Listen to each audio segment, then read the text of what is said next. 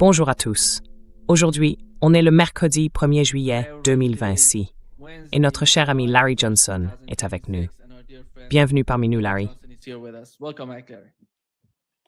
Salut, sympa ta chemise. Comment ça va? Bien. Oui, Larry, j'aimerais commencer par... Je disais simplement qu'on a eu un peu de pluie ici, environ 3,5 cm, et franchement, on en avait besoin. Wow. Larry, je veux commencer par ce qui se passe entre la Russie et l'Ukraine, parce qu'il se passe quelque chose d'important en ce moment même. Les dernières nouvelles montrent des images de l'hôtel Premier Palace à Kiev en feu, après l'impact d'un drone. Et en ce moment, des gens sont réfugiés sous terre à Kiev. Ils se protègent dans les abris. On a vraiment l'impression que la situation s'aggrave.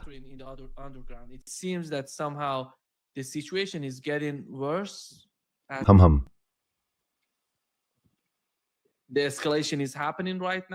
L'escalade est en train de se produire en ce moment entre les deux camps. Quand on regarde les grands médias, en gros leur discours, c'est que la Russie est en train de perdre. Je ne sais pas d'où ils tiennent ça, ni comment ils comprennent la situation. Selon vous, en quel sens la Russie serait-elle en train de perdre?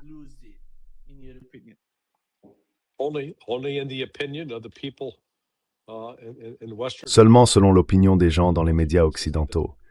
Ce sont eux qui continuent d'affirmer que, mon Dieu, les Ukrainiens auraient à peine subi de pertes après plus de 4 ans de guerre. Enfin, défaite après défaite après défaite, la perte de Mariupol, d'Avdiivka, de Bakhmut, de Marinka, de Kostiantynivka, de Koursk, la liste est longue. Alors, quels sont les succès de l'Ukraine? Il n'y en a pas. Tout ça, c'est juste un rappel que la seule chose que l'Occident a encore pour lui, c'est sa propagande, en pensant qu'il peut s'en sortir en mentant. Mais vous savez, ça ne change rien à la réalité sur le terrain.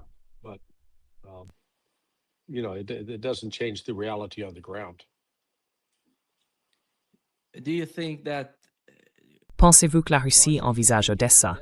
Peut-être une attaque, une action militaire dans cette ville? Ou bien vous pensez toujours qu'ils vont plutôt tenter quelque chose sur le plan politique et non militaire?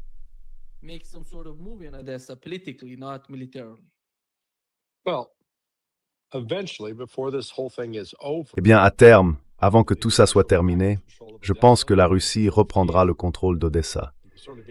Elle aura le contrôle de Kiev, certainement de Kherson, de Zaporizhia, de Dnipropetrovsk, un contrôle total. Alors, est-ce que ça va se produire dans les 2 prochains mois? Non, je ne le crois pas. Mais vous savez, on ne peut jamais exclure que d'un coup l'armée ukrainienne s'effondre et que ce soit un effondrement rapide. Ce ne sera pas une longue agonie. On verra bien. La Russie avait promis de mener des frappes importantes sur Kiev. Certains pensaient que ce serait hier. Il semble que ce soit arrivé aujourd'hui. Mais pour l'instant, c'est juste cet hôtel en feu. Voyons ce qu'il en est du reste.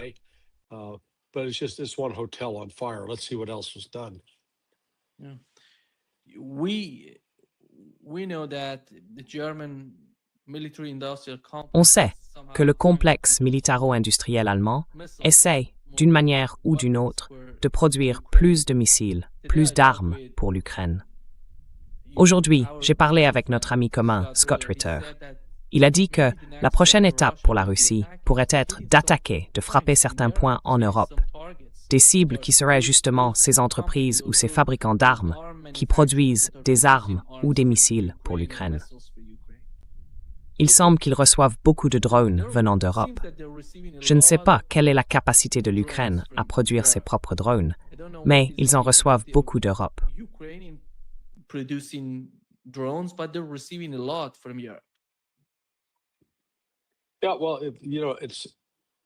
Oui, eh bien, vous savez, j'ai souvent fait le parallèle suivant.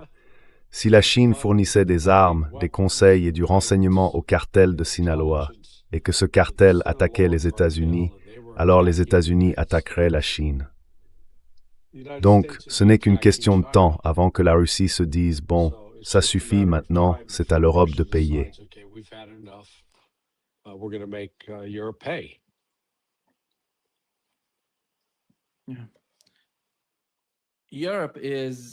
Oui, L'Europe.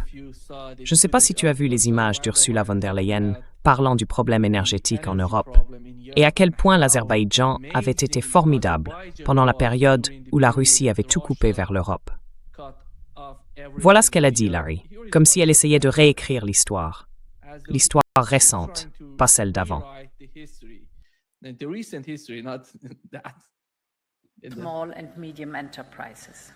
Les petites et moyennes entreprises.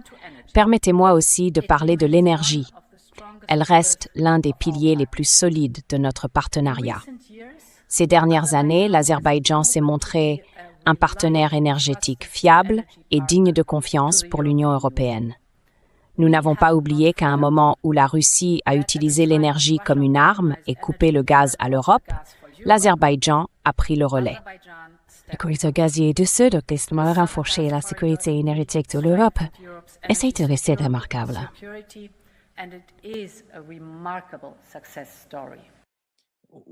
Où est-ce que la Russie aurait utilisé l'énergie comme une arme? Je ne m'en souviens pas.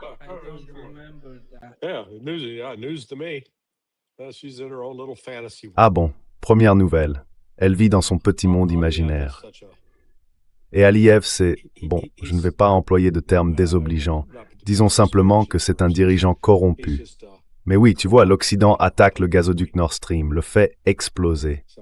L'Occident impose des sanctions sur l'énergie russe et c'est la Russie qu'on accuse de couper le robinet. Ces gens-là, ils sont complètement à côté de la plaque. Ils inventent tout.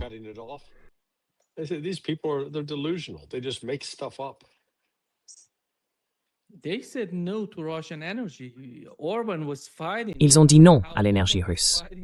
Orban, lui, se battait, vous vous souvenez? Il se battait pour continuer à recevoir de l'énergie de la Russie. Mais ils ont dit non, ça n'arrivera pas. Et si je ne me trompe pas, un des gazoducs entre la Russie et l'Allemagne fonctionne encore. Il n'a pas été tellement endommagé, donc ils pourraient l'utiliser.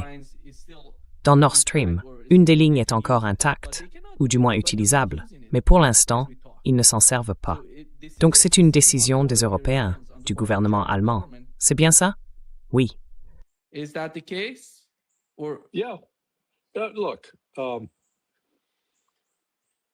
Écoutez, il y a un vrai décalage entre la direction allemande et le peuple allemand. Merz parle de guerre. Il parle de construire des armements, de militariser des secteurs autrefois pacifiques de leur industrie. Et ils s'attendent à ce que la Russie reste là, sans réagir, en les laissant faire et se réarmer. Mais ça n'arrivera pas. À un moment donné, je ne sais pas quand exactement, ils franchiront une ligne et la Russie les frappera.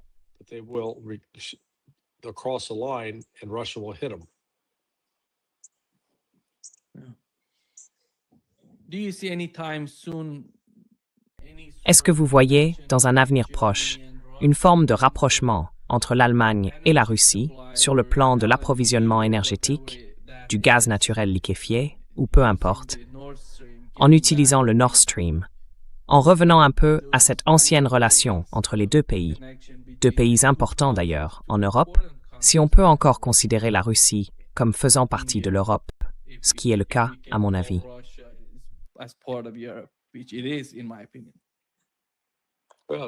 Eh bien, c'est comme ça qu'elle se voyait.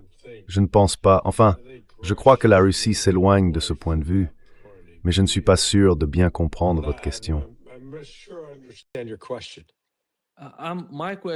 Ma question c'est, est-ce qu'ils vont le recevoir? Est-ce que vous voyez, dans un avenir proche, ces deux pays se parler à propos de ce gazoduc? Non.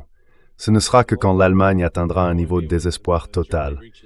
Là, ils finiront sans doute par demander de l'aide.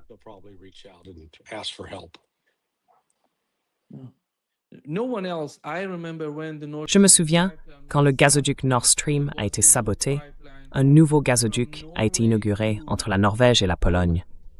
On disait alors que c'était un grand tournant, que ça allait tout changer. Mais en réalité, la capacité de ce gazoduc n'est pas si importante par rapport à la consommation de l'Europe. C'est pour ça qu'ils avaient besoin de... Enfin, j'allais dire, je pensais qu'un des gazoducs Nord Stream était encore ouvert, mais en fait, il n'est pas utilisé. Oui, exactement. Je ne pense pas que tous les gazoducs aient été détruits. Non, l'un d'eux fonctionne, oui.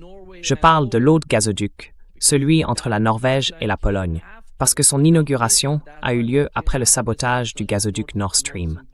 Et on disait que ça allait changer l'avenir de l'Europe. Mais jusqu'à présent, je n'ai vu aucun signe que ce gazoduc produise vraiment beaucoup ou qu'il importe suffisamment pour répondre à la consommation actuelle de l'Europe. En réalité, l'Europe reçoit toujours du pétrole russe, si je me souviens bien, via l'Inde, la Turquie et d'autres pays.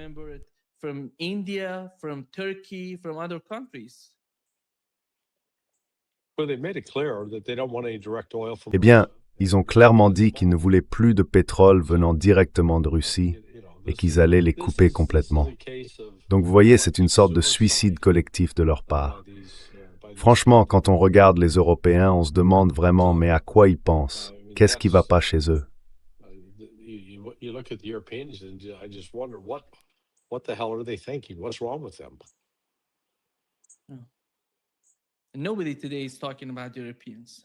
Aujourd'hui, plus personne ne parle des Européens. Je me souviens qu'au début de la guerre en Ukraine, tout tournait autour de l'Europe. Quelle serait la réaction de la France, de l'Allemagne? Aujourd'hui, plus personne n'en parle. Même en Russie, on ne voit plus vraiment d'attention portée à l'Europe parce qu'ils ont changé. Ils se sont tournés vers d'autres marchés. Ils ont la Chine, avec qui ils entretiennent désormais de meilleures relations. Et une grande partie de l'énergie russe part vers la Chine. Ils ont aussi l'Inde. Ce sont deux pays immenses, deux géants.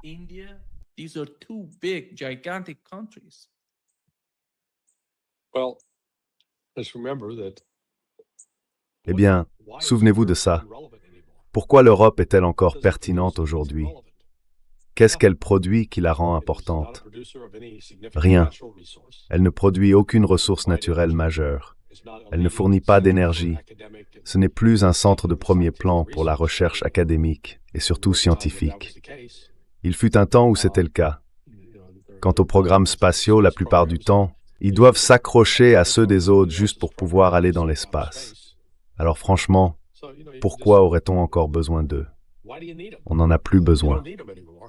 L'Europe dans son ensemble, c'est surtout un marché potentiel pour la Chine et la Chine en profite. Mais bon, il y a des différences entre les pays, chacun a ses particularités, ses petites bizarreries. Et moi vraiment, je ne comprends pas pourquoi les Européens se sont lancés dans ce que j'appelle une mission suicidaire, en cherchant à provoquer une confrontation avec la Russie.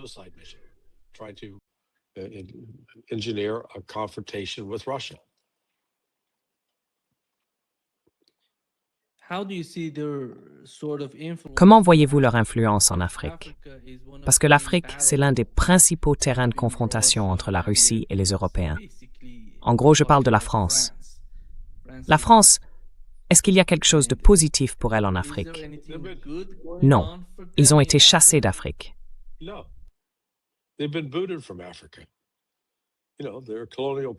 Vous savez, c'était des puissances coloniales. Elles sont allées là-bas, elles ont exploité les populations.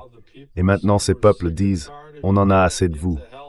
Dégagez. » Ils mettent les Français dehors. Donc l'influence française en Afrique est, comme diraient les Allemands, caput.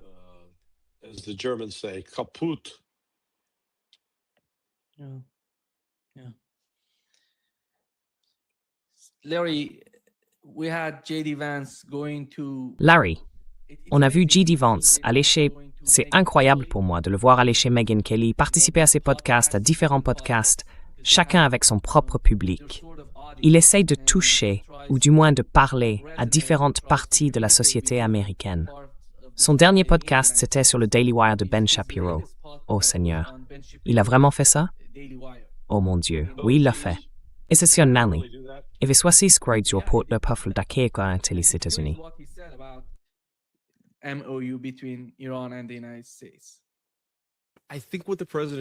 Je pense que ce que le président nous a demandé de faire, c'est d'utiliser ce protocole d'accord pour, en quelque sorte, relancer l'économie mondiale du pétrole, reconstituer certaines réserves et ensuite voir où on en est. Donc,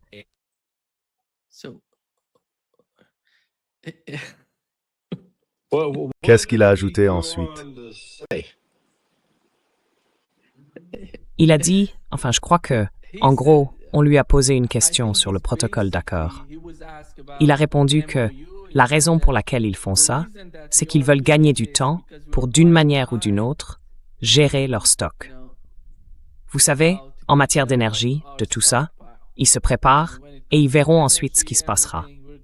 Et en gros, ils se préparent à une nouvelle phase de guerre, si c'est bien ça. Je ne sais pas. Quelle est votre interprétation de sa déclaration?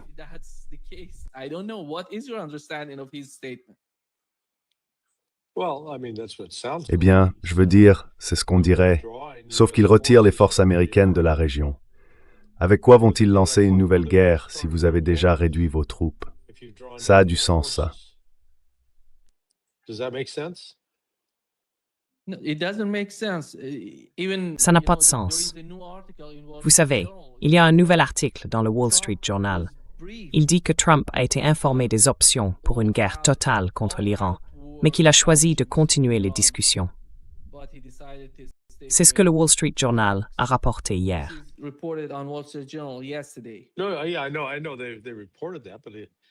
Oui, je sais qu'ils ont rapporté ça. Mais encore une fois, qu'est-ce que ça veut dire? Qu'ils vont faire naviguer des porte-avions américains tout près des côtes pour que l'Iran puisse les pulvériser? Non. Qu'ils vont envoyer des troupes au sol quelque part d'une manière ou d'une autre. Pour faire quoi? Servir de cible aux tireurs d'élite iraniens? Ça n'a aucun sens. Ils vont lancer une nouvelle campagne de bombardement aérien quelque part. Vous savez, un jour ou l'autre, ils vont devoir mener une campagne de bombardement prolongée. Et ça va servir à quoi? À garantir que l'Iran riposte et finisse par détruire Israël et probablement une partie de la Jordanie au passage. Franchement, c'est de la pure folie ce dont ils parlent.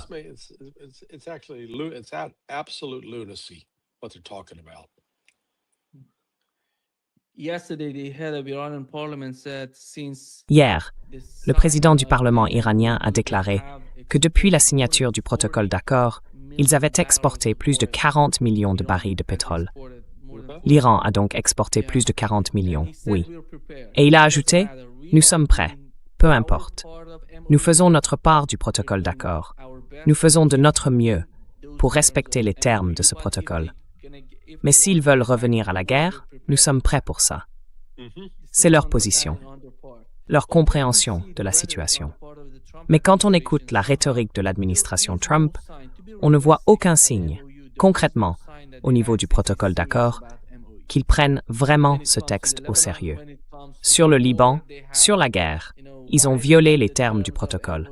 Et puis on voit J.D. Vance changer de ton selon le podcast où il intervient, en essayant de trouver un écho auprès de son public. Mais au fond, dans tout ce qu'il dit, qu'est-ce qui est juste? Qu'est-ce qui reflète vraiment la réalité de ce qui se passe?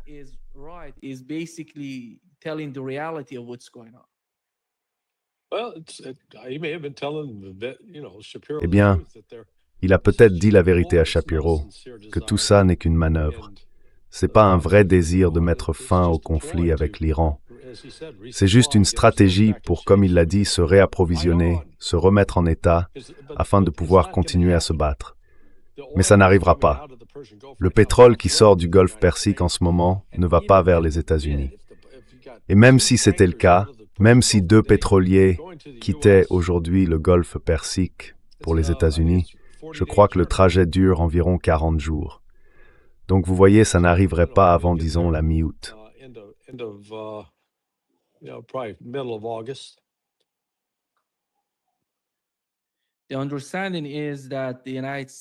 D'après les Iraniens, ils pensent que les États-Unis, avant le mois d'octobre, enfin, quelque part entre octobre et novembre, vont attaquer l'Iran. C'est comme ça qu'ils comprennent la situation. Parce qu'en gros, ce qu'ils disent, c'est que les États-Unis envoient beaucoup d'armes dans la région, Larry.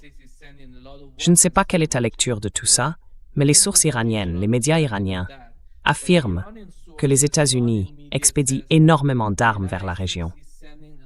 Alors, quel pays les reçoit? À mon avis, c'est surtout la Jordanie, peut-être aussi Israël.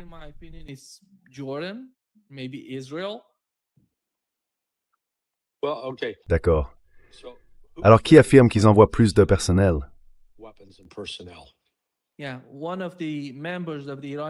Oui, l'un des membres de la délégation iranienne au Qatar, lors d'un point de presse, a déclaré que les États-Unis violaient les termes du protocole d'accord. Selon lui, l'une des violations concerne l'envoi de nouvelles armes dans la région, ce qui va clairement à l'encontre du protocole. Le texte précise que les États-Unis ne doivent pas intensifier la situation, qu'ils ne doivent pas envoyer davantage d'armes dans la région. Voilà ce qu'il a dit. Son nom, oui. This is what he said. His name, Okay. yeah. All right. Well, D'accord. these planes, Eh bien, vous savez, encore une fois, certains de ces avions qui arrivent transportent peut-être des réapprovisionnements ou des stocks qui avaient diminué à un moment donné. Mais ils vont surtout vers des endroits comme la base aérienne Mouafak al-Salti ou d'autres bases en Jordanie. Je ne les vois pas aller massivement, ni en Arabie Saoudite, ni au Qatar, comme la base aérienne d'Al-Udeid. Al-Udeid est, pour ainsi dire, fermée. Donc, je pense que la plupart de ces avions ne viennent pas vraiment pour réapprovisionner, mais plutôt pour récupérer du matériel et le ramener chez eux. C'est ce qui se passe en ce moment. Parce que si une opération militaire imminente était en préparation, on verrait les planificateurs se réunir, travailler jour et nuit, sans pause, jusqu'au lancement de l'attaque. Or, ce n'est plus le cas.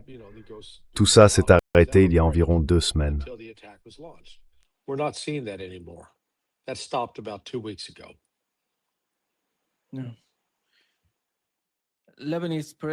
Oui, le président libanais voulait limoger le chef de l'armée, le général Haikal, ce qui a apparemment provoqué une sorte de chaos au Liban. J'ai été surpris aujourd'hui, j'ai parlé avec Leif Marouf, qui est à Beyrouth. Il m'a dit qu'environ 55% de l'armée libanaise sont chiites, des musulmans chiites. Je lui ai demandé comment imaginer qu'ils iraient contre le Hezbollah s'ils sont chiites. Il m'a répondu, justement, ils ne le feront pas. Je ne sais pas quelle est la logique à Washington ou en Israël, ou chez ceux qui sont derrière ce genre de plan global.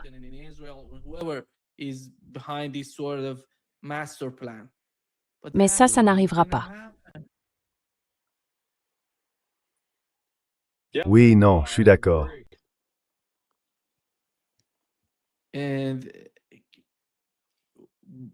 Mais la perception du côté israélien est différente. Ils pensent qu'ils peuvent obtenir quelque chose au Liban. Ils estiment que la dernière stratégie, c'est d'affaiblir l'Irak, de fournir des armes à la Syrie, de les préparer et de faire quelque chose dans le nord du Liban. Le Hezbollah, lui, est essentiellement dans le sud du pays. L'idée, ce serait de créer une sorte de chaos entre le gouvernement et le Hezbollah. À votre avis, est-ce que c'est un vœu pieux? Ou est-ce qu'il y a quand même une part de réalité là-dedans?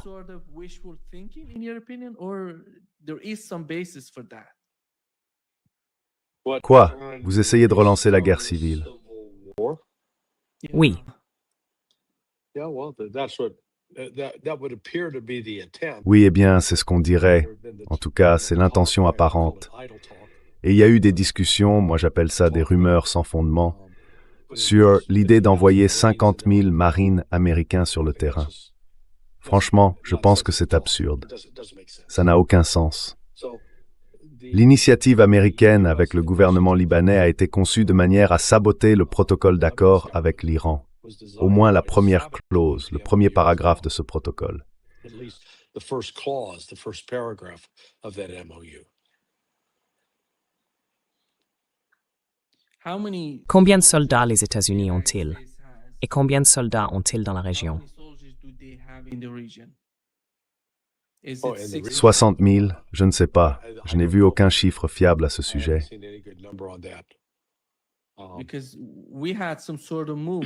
Parce qu'il y a eu une sorte de mouvement.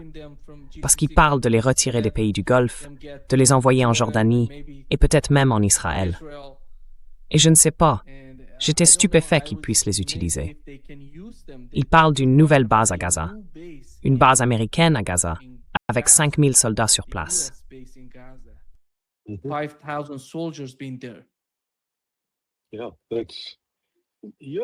Oui, les États-Unis n'ont sans doute pas très bien réussi quand ils installent des bases en Israël ou au Liban, dans des zones contestées, parce que ces soldats deviennent inévitablement des cibles.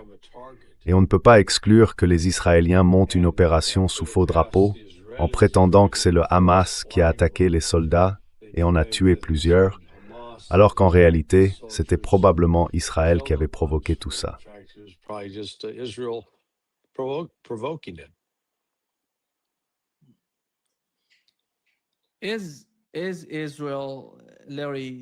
Larry, est-ce que la façon dont Israël voit la région représente une préoccupation pour les États-Unis? Est-ce qu'il y a une forme de dialogue entre les États-Unis et Israël sur leur vision respective de la région? Parce qu'une partie du problème, pour Washington, c'est l'économie mondiale, le pétrodollar. Ils ne veulent pas, Donald Trump ne veut pas, que le pétrodollar s'affaiblisse ou devienne encore plus faible. Et de l'autre côté, il y a l'agenda israélien. Alors, selon toi, quelle est la différence entre la manière dont Washington voit la région et celle dont Israël l'aperçoit?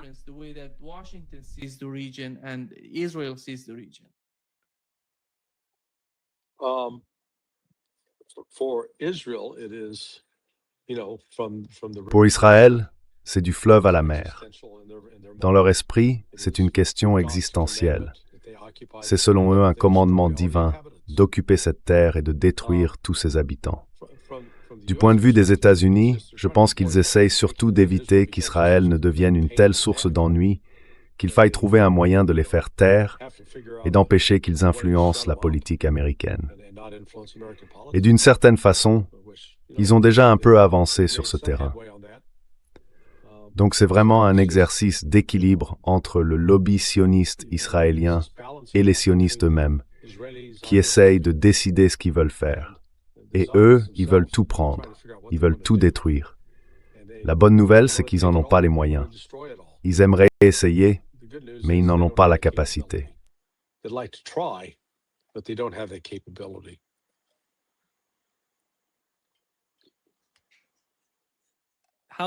Larry, quelle importance ont les pays du Golfe pour les États-Unis? Le Qatar et l'Arabie saoudite, par exemple.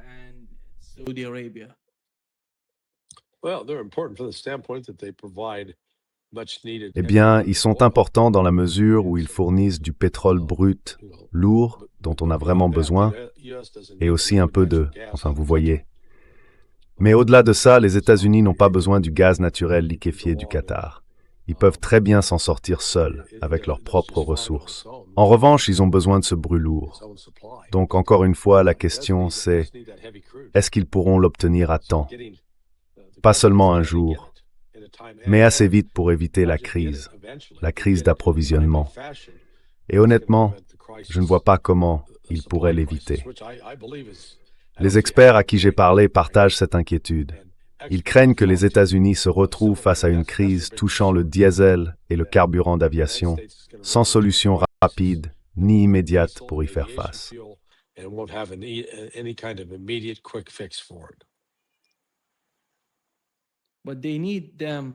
Mais ils ont besoin d'eux pour vendre leur pétrole et leur gaz en dollars, pas autrement. Qui en a besoin? Ce sont les États-Unis qui ont besoin de ces pays. Les pays du Golfe, essentiellement l'Arabie saoudite. C'est la base même du pétrodollar.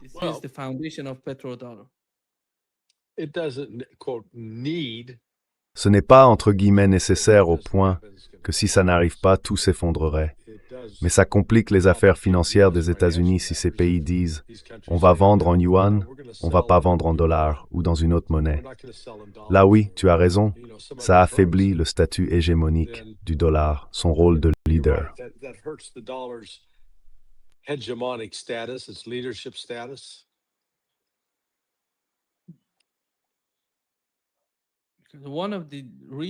L'une des raisons, c'est qu'ils demandent même aux Iraniens de vendre leur énergie en dollars. Et ça faisait partie de ce que Scott Besson a expliqué. S'ils veulent la vendre, ils doivent la vendre en dollars. Comment vont-ils faire ça et comment ça va être appliqué?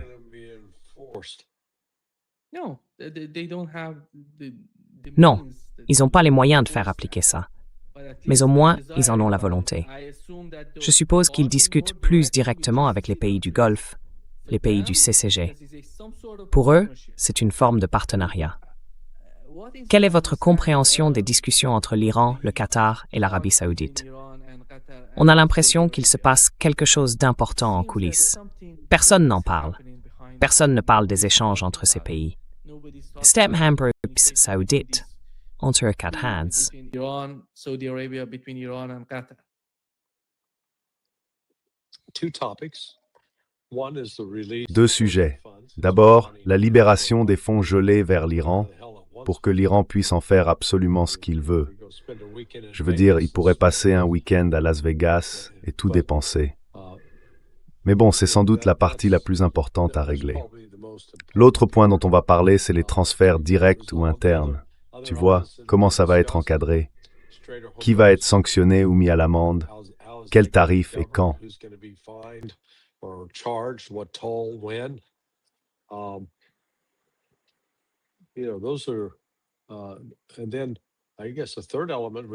Et puis je dirais que le troisième élément, ce serait ce pacte de sécurité régionale qui a créé une armée musulmane internationale, composée de l'Égypte, de la Turquie, de l'Arabie saoudite, de l'Irak et de l'Iran. Ce serait un peu comme une force de maintien de la paix pour l'Organisation de coopération de Shanghai ou pour n'importe quel autre organisme international en dehors de l'OTAN qui viendrait assumer ce rôle.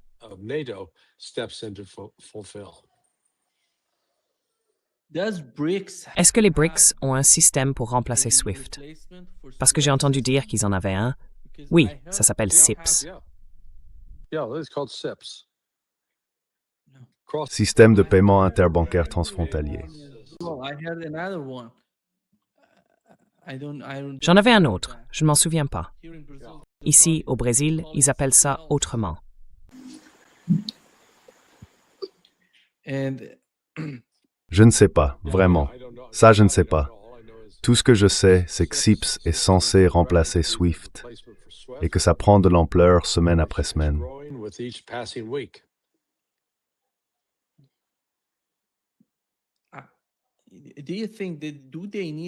Vous pensez qu'ils doivent créer une monnaie ou quelque chose de ce genre?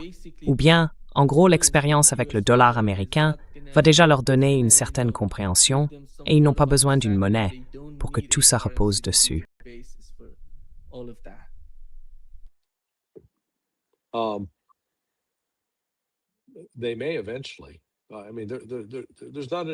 Peut-être qu'ils le feront, oui, mais pas tout de suite. Il n'y a pas d'urgence à le faire. Ils ont commencé à le déployer petit à petit. Quand on regarde la Russie et la Chine, qui se sont rapprochés en février 2023, c'était en gros pour dire d'accord, il faut qu'on passe à la vitesse supérieure. Il faut qu'on arrive à un point où on vend dans nos propres monnaies locales, tout en coopérant d'une manière qui empêche quiconque de nous sanctionner en tant que bloc. Donc oui, je crois que c'était bien en février 2023, début février. Et aujourd'hui, 3 ans plus tard, la Russie et la Chine coopèrent sur une base beaucoup plus large. Je sais qu'il y a 26 banques récemment qui ont rejoint le programme CIPS. La Chine élargit donc son influence et en même temps, elle émet, je crois, des obligations garanties par l'or. Autrement dit, si vous en achetez, vous avez une certaine quantité d'or, quoi qu'il arrive à cette obligation.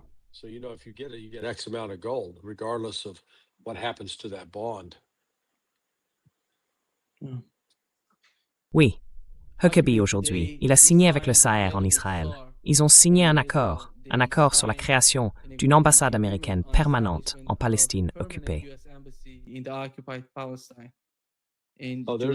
Ah, ça, c'est une priorité. Mon Dieu, comment on a pu s'en passer jusque-là? Désolé pour le sarcasme.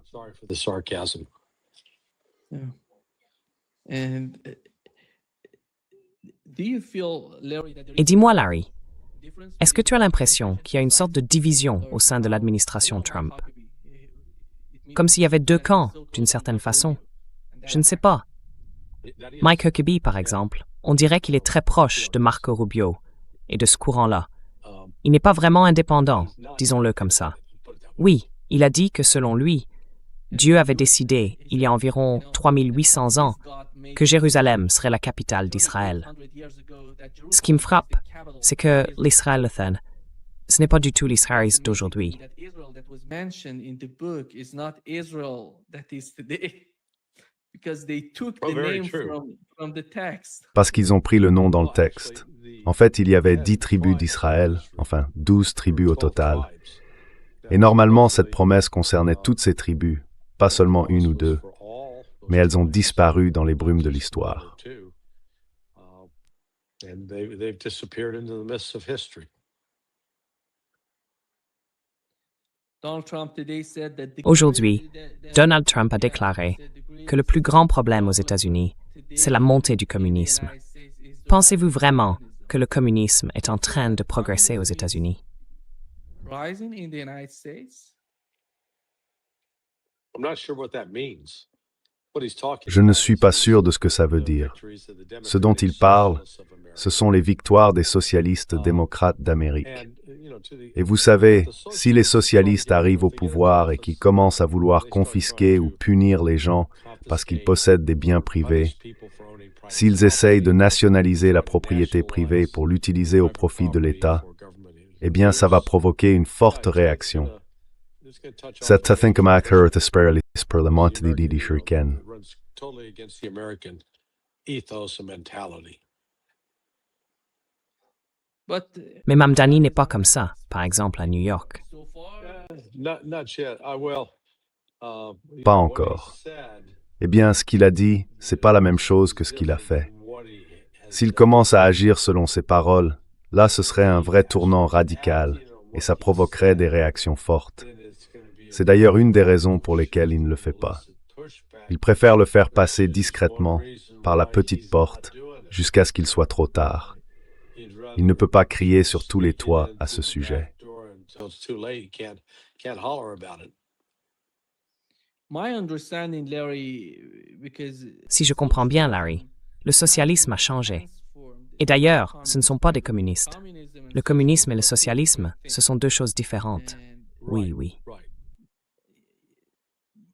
He talks about communists. Who? Il parle des communistes. Qui ça? Angela Davis. Elle est morte, je crois. C'était une militante noire dans les années 60. She was a Because they want- black activist in the 60s.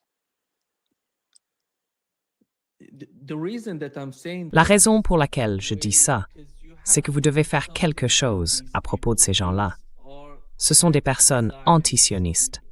C'est pour ça qu'il faut, d'une manière ou d'une autre, les détruire. in some ways. You mean Tu veux dire le Mossad? C'est le Mossad qui dit ça ou bien qui le dit exactement? who's saying Yeah, this? I'm talking about the people who try to Je parle des gens qui essaient de... Donald Trump lui-même, quand on les appelle, ce ne sont pas des socialistes. Ce sont des communistes. Ne vous y trompez pas. Ne les appelez pas socialistes. Ça veut dire qu'ils veulent détruire tous les mouvements dans votre société, sans exception. Ils n'acceptent pas le mouvement. Ils n'acceptent pas le changement qui est en train de se produire. Et c'est grave, vraiment très grave. À mon avis, ils vont finir par dominer le Parti démocrate. Mhm. Yeah, well, at least they got- Eh bien, au moins, ils ont une vision claire, je pense, de ce qu'ils veulent. Je ne suis pas sûr de ce qui les distingue vraiment d'un démocrate. Certains diraient que c'est la même chose. Argue that's one and the same. The reason they call them communists, La raison pour laquelle ils les appellent des communistes, c'est parce qu'ils les voient comme anti-AIPAC, anti-sionistes. Ils pensent qu'ils se battent contre l'AIPAC. Je crois que c'est pour ça qu'il va aussi loin avec eux. Et il essaye de répandre ce genre de sentiments au sein du Parti républicain. Et eux disent, « Ah non, nous, on est différents. On va être différents, on va s'opposer à eux. » L'establishment, d'ailleurs, du côté des démocrates, Chuck Schumer, Hakeem Jeffries, ces gens-là sont totalement sionistes. Yes, they are. And that's Oui, that's oui, one of c'est le the cas. battles being fought out in the United Et c'est l'un des States. combats qui se joue en ce moment aux États-Unis. Sorry, my dogs are howling. Désolé, mes chiens They wanna aboient. go inside. Ils veulent rentrer. Um, Le système politique américain est en train d'évoluer. Il passe d'un soutien au sionisme à une opposition au sionisme. Israël en est terrifié et essaye d'y mettre un frein. away from supporting Et je pense que tout ce qu'Israël fait pour tenter de l'arrêter, ne fait qu'aggraver la situation. C'est comme verser de l'essence sur un feu. Une fackel rendre est intense.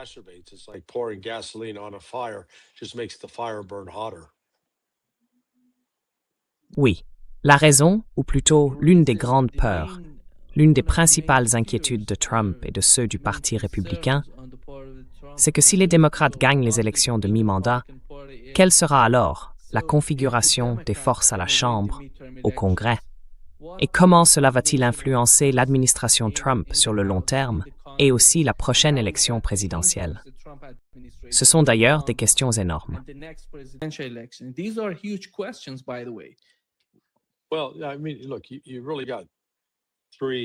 Eh bien, je veux dire, regardez, il y a vraiment 3 issues possibles.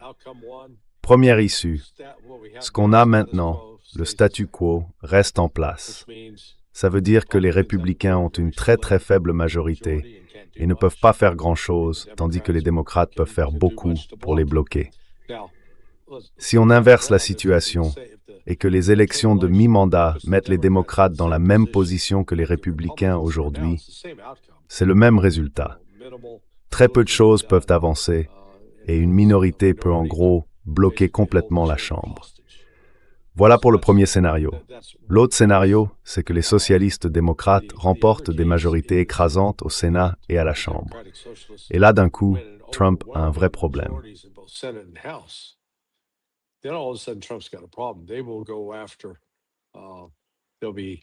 Ils vont s'en prendre à certains. Ils vont, tu vois, choisir qui, du côté de la commission bancaire, va s'occuper du côté politique. En gros, ils vont chercher à destituer Trump, à destituer Hegseth. Et ça pourrait être assez destructeur selon le type d'agenda social qu'ils décideraient de suivre. Et puis, il y a un troisième scénario, le plus improbable. Les républicains réussissent un vrai miracle. Ils gagnent encore des sièges. Et les Américains sont contents de la situation. Mais franchement, je n'y crois pas, à cause des problèmes économiques qui vont apparaître dans les prochaines semaines.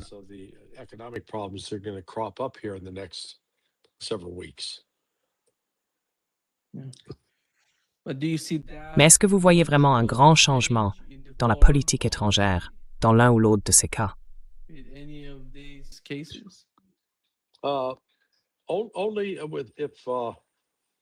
Seulement si suffisamment de démocrates antisionistes prennent le contrôle. Mais encore une fois, ce qu'on va voir, c'est que les républicains pro-sionistes vont s'allier aux démocrates pro-sionistes. Et ils auront peut-être encore assez d'influence pour faire passer des lois qui favorisent Israël, même si une majorité croissante d'Américains dit « On ne veut rien avoir à faire avec ça. On veut que vous partiez. Laissez-nous tranquilles. »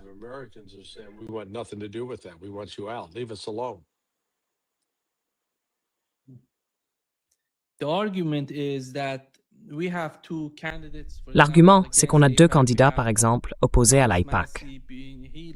On a Thomas Massie, il a perdu face à un candidat sioniste soutenu par l'AIPAC.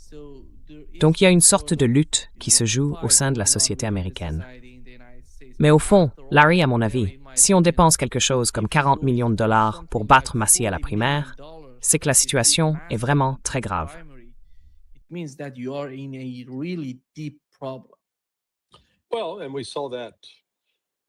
Eh bien, on l'a vu il y a une semaine mardi, enfin il y a une semaine hier, quand les primaires de New York pour choisir les candidats au Congrès ont eu lieu. Tous les candidats soutenus par l'AIPAC ont perdu. C'est pour ça que c'est un signal d'alerte. Il y a un vrai bouleversement au sein du Parti démocrate.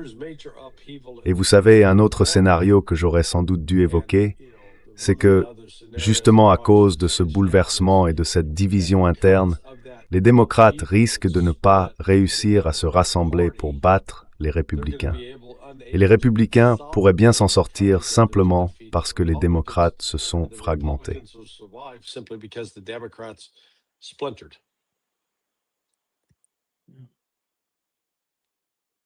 Est-ce que vous voyez la même chose se produire au sein du Parti républicain que ce qu'on observe actuellement dans le Parti démocrate? Yeah, well, you've already got that splintering underway between. Oui, eh bien, on voit déjà cette fracture se former entre, disons, le camp pro-sioniste et le camp America First. Des gens comme Marjorie Taylor Greene ou Tucker Carlson ne vont même plus voter républicain. C'est fini. Ce qu'on observe vraiment, c'est une fragmentation, un éclatement dans les deux partis. Et on va se retrouver avec, disons, un gouvernement minoritaire, parce qu'aucun camp n'a réussi à obtenir le même niveau de soutien que Donald Trump lors de l'élection de 2024. Et ensuite, il arrive au pouvoir et gâche complètement tous ses avantages. Incroyable. And then he comes into office and just pisses away every advantage. Unbelievable. Oui, oui. Le vrai changement est en train de se produire au sein de la société. C'est énorme, et pourtant personne ne semble s'en soucier. Parce que les gens ne regardent que les partis politiques, le Congrès, la Chambre, le président. Pour eux, tout tourne autour du contrôle exercé par les sionistes. Mais ils ne voient pas le changement profond qui se passe dans la société, celui qui finira par remonter à la surface, tôt ou tard. Et ils verront bien ce que ça donnera. Yeah. And they're going to see the outcome of that. Yeah, it is starting to surface. I mean, people. Oui, ça commence à se voir.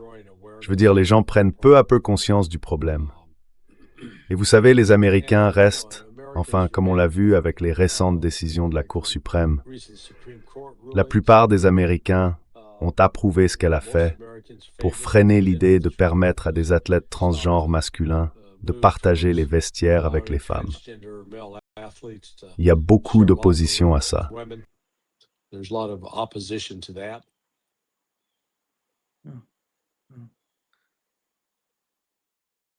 Larry, tu penses qu'il va se passer quelque chose à Cuba bientôt? Cuba anytime soon? No. Non, non. Je pense que l'administration Trump a déjà bien assez à faire pour se préoccuper de ça. Ce serait juste une catastrophe de plus qui attend de se produire. Catastrophe waiting to happen.